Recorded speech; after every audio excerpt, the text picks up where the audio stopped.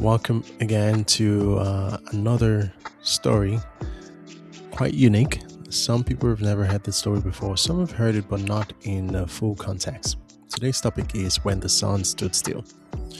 Now, Joshua was a very unique person. He was Moses' servant, and when Moses passed on, which by the way, no one ever found Moses' body. It was that's a very strange phenomenon on its own. But sorry to digress. Joshua commanded the sun and the moon to stop, and there they obeyed. Now, Joshua chapter 10, verse 12 to 14 tells us this. On the day the Lord gave the Amorites over to Israel, Joshua said to the Lord in the presence of Israel, Sun, stand still over Gibeon, and you, moon, over the valley of Ajalon. So the sun stood still and the moon stopped, till the nation avenged itself on its enemies. As it is written in the book of Joshua,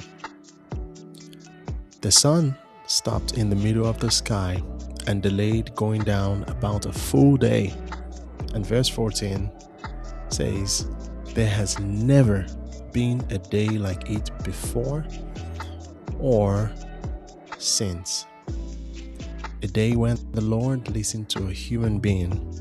Surely the Lord was fighting for Israel. When you read this story, it kind of gives you a perspective into the might of God. Need I say that it's just a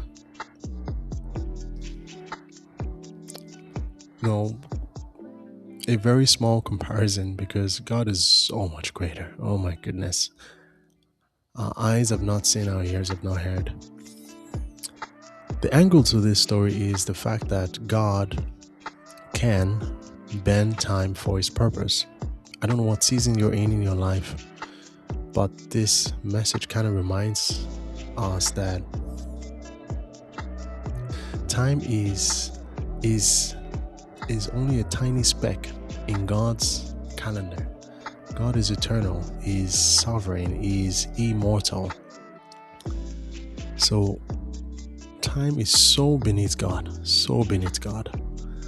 and He has the ability to bend time for us. No obstacle is too big when God is fighting for you. And there's a few takeaways from this. Is number one, the command that Joshua gave. During a crucial battle at Gibeon, Joshua, he commanded in the sight of Israel. So people were watching as all this was playing out. And he said, Sun, stand still over Gibeon, and you, moon, over the valley of Ajalon. And exactly what he commanded was what happened. If I was there, I think I would have freaked out. I probably would have looked with my jaws dropped, like, Another point here is the miracle that really happened.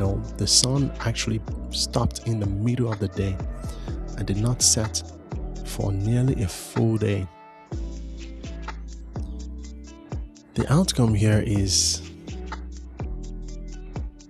this actually allowed the Israelites to secure a total victory over their enemies, because if that did not happen, they probably would have been so tired. They wouldn't have been able to see much.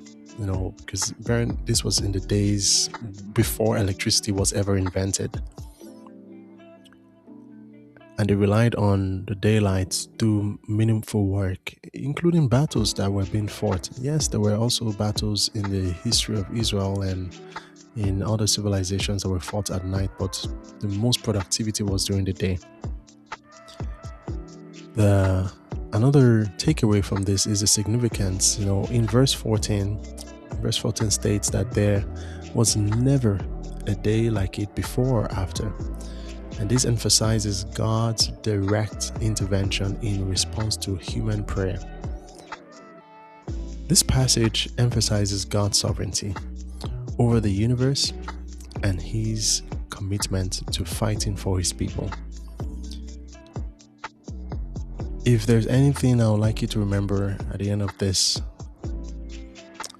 story, is that God is able to do all things. There is no obstacle too big When God is fighting for you, there is no obstacle too big. Even when you feel stranded, even when you don't even know what way to turn, what decision to make, just call out to Him, and He will make that which seems impossible become so possible that you are going to be so amazed.